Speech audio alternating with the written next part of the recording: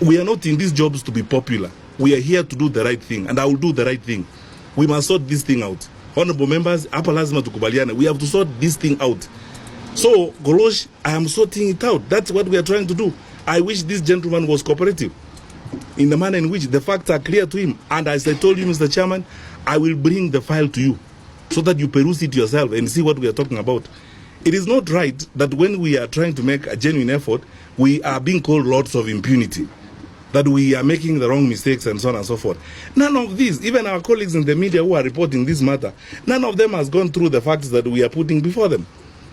None of them has asked the very basic questions. Now, I want to see what the Law Society of Kenya is going to do, and the judiciary, now that the officers have actually lied on oath, filed affidavits in court lying.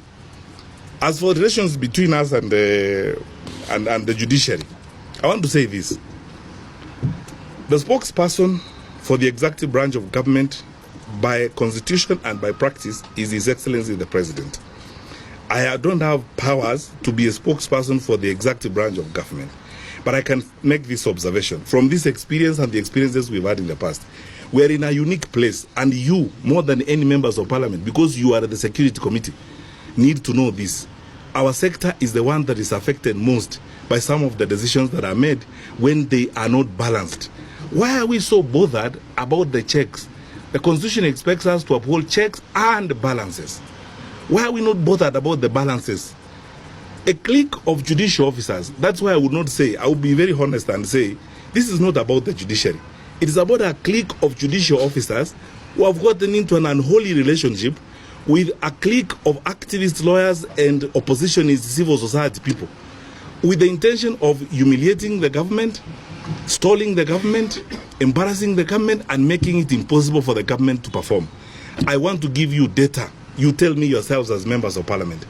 When I came here before, I told you, on the crackdown on illegal machines, gambling, you are the ones who represent the people of Kenya, the children of Kenya. You know what this nonsense has done to our children in the villages.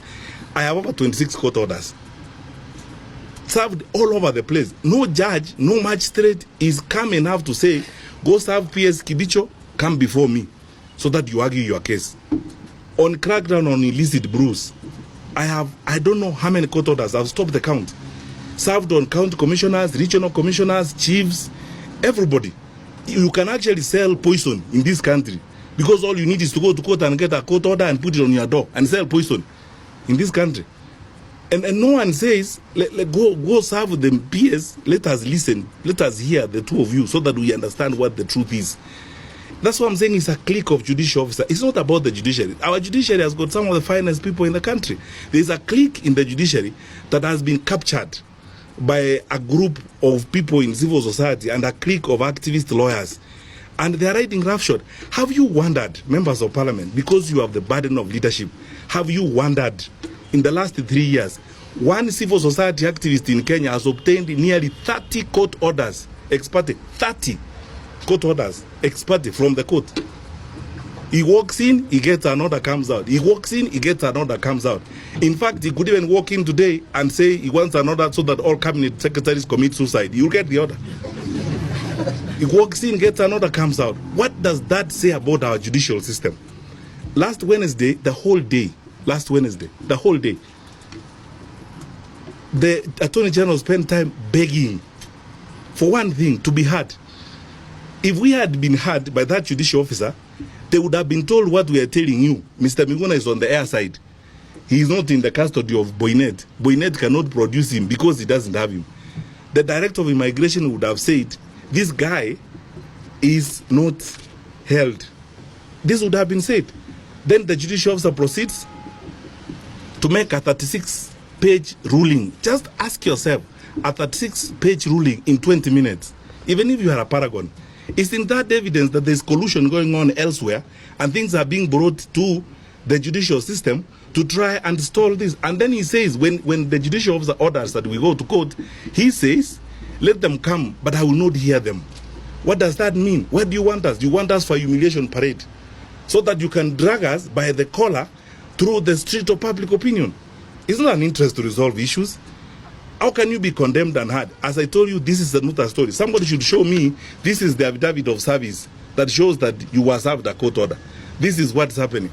There is an evil clique of judicial officers working with activist lawyers and elements in the civil society who are determined to make sure that the executive branch does not function. And they will issue order after order after order after order. You cannot move. And you know, look, you are the security committee.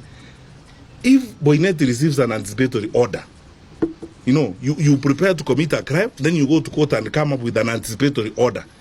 We are hearing it's an innovation in Kenya's judicial system, an anticipatory order. So you can't be arrested. So you go, get the order, and arrive here, and go and break into Honorable Mujiri's house. You have an order. You anticipated that you're going to make a mistake. You cannot be arrested. And let me tell you, at a personal level, and this should be on the record, I am in Parliament. I witnessed this when I was in the Ministry of Education. Until Justice Mumbi Ngugi saved us in the education sector, we had about 30-something court orders served left, right, and center. You can't have a school board, you can't have what? On the basis of a letter, honorable members, a letter, a piece of paper that was signed by the late Mutula Kilonzo, given to an individual who purported to represent all parents. And he walked around the country collecting money. He has orders in Machakos, orders in Kakamega, orders wherever, Garissa, nothing moves. So, I don't know what you can do, and I can't prescribe, because you are as much government as we are. We are equal, we are at bar. So I can't direct you, I can't command Parliament, I can't do anything. All I can do as a member of the executive branch is present the reality and inform you as it is. And you, more than anyone else in the security sector, to look into this and see how best this will facilitate or inhibit the management of security in the country. Because if you give an anticipatory order to a criminal, Boinnet is not going to arrest the criminal. And if you follow, those anticipatory orders are being given by a certain clique of judicial officers. Not all judges who do them. It's a certain group of judicial officers. And the lawyers who go to them, you can count them. And the civil society activists involved, you can count them. It's a collusion. It's a group of people who collude and do this kind of thing. When you listen, because a judge asked me from the Commonwealth last week, a judge rang me up when this was playing up. He's a friend of mine who knows me. He's a judge from a Commonwealth country. Asked me a question I couldn't answer. Asked me, when Justice Roslyn Abrili received this application that your guy is held at the airport, was the world going to come to an end if she said, serve the director of immigration and come before me tomorrow? Was the world going to come to an end? Because that way, the director of immigration would have explained what was going on. One, we can't arrest this guy. He's on the air side. Two, he's not in our custody, so we can't produce him. Three, receive a report from us. You should see the comments of the Kenya National Human Rights Commission, which have not been heard and have not been received in court. So you have one order issued on top of another order and so on and so forth. And it's like a race within this clique of judicial officers. It's like a race on who can humiliate the executive more, who can embarrass the executive more. The more you can injunct the executive, the more you can stall the executive, the higher the officials you can embarrass, the more heroic you become. That's all I can say on that point. And lastly, the point is this, honorable members. I'm not able to comment on what Honorable Tuju said because I didn't see the full program. So I didn't understand the full context in which he said what he said. So it would be unfair, and again is the principle of collective responsibility, to comment on a reported matter. I would need to see the whole thing so that I'm able to respond to that issue. And then lastly, the issue of going public. You know, we can't go public on everything we do every day. We try to work as diligently as we can and hope that other people will also not only do their work, but will also be honest enough in the manner in which they conduct themselves. Tell me one thing, honorable members as leaders, why wouldn't you want to hear the government?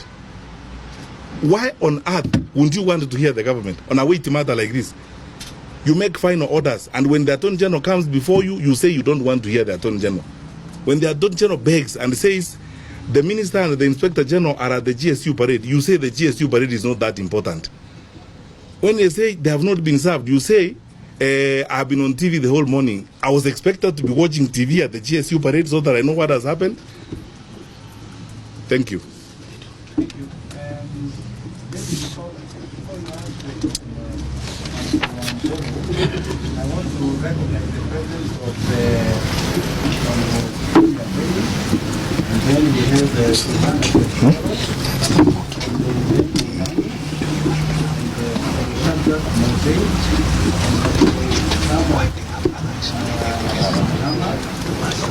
It's okay. Yeah, you see now, we're done. Yeah. But I think we made the point. Yeah, that's it. Is this question of renouncing? Does it mean physically? Whether it means taking the documents back? Renouncing. You will respond to that. Before that, there's one thing which they're supposed to be asked by the PS immigration. Renouncing. Yes. And I want the CS as a training. Passport holders, you look the state government as a hostage. You tie down the government, not the government, and they are not good for the country. They really want to back the country. So I think we have to sit down and see how we can get it. We show them and patriotism, you can make it. Yeah. Not for the country, they are for their own if you ask PS Renouncing. Chair, through the Cabinet Secretary, if you can recall, before the August 2010 new constitution, the government of Kenya did not allow dual, which means you could not hold citizenship of two nationalities. It was therefore deemed that anybody who had acquired citizenship of another country at that time when dual was not allowed, it does not mean that he lost his birthright, but at that stage he was deemed to have actually gained the citizenship of the other country but lost the other one. But there was also a provision, a rider onto it, that you can regain it. And that's why the Cabinet Secretary has clearly said that even those people who are overseas today, regaining is even online. You do the regaining by applying the relevant forms, you send them to the Department of Immigration, and that is now compiled and forwarded for the CS to now endorse. And then once you regain, you'll go back to now get your ID. So ideally, the ID Miguna has today is actually an invalid document. He will, even when he regains the citizenship, he will have to go to NRB to now get his ID, and then he can now process the passport. That is as simple as that. So that process is communicated, and many Kenyans are really doing it.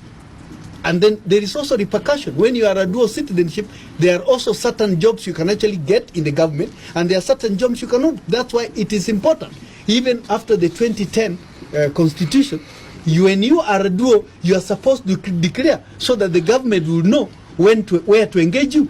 I mean, you may probably not be engaged in security because you are a person who is two-legged. So we cannot really entrust you with a number of things. So there is also a rider to that when you become a dual citizen. So I think that is the only way I can explain it, Chair. Yeah, thank you very much.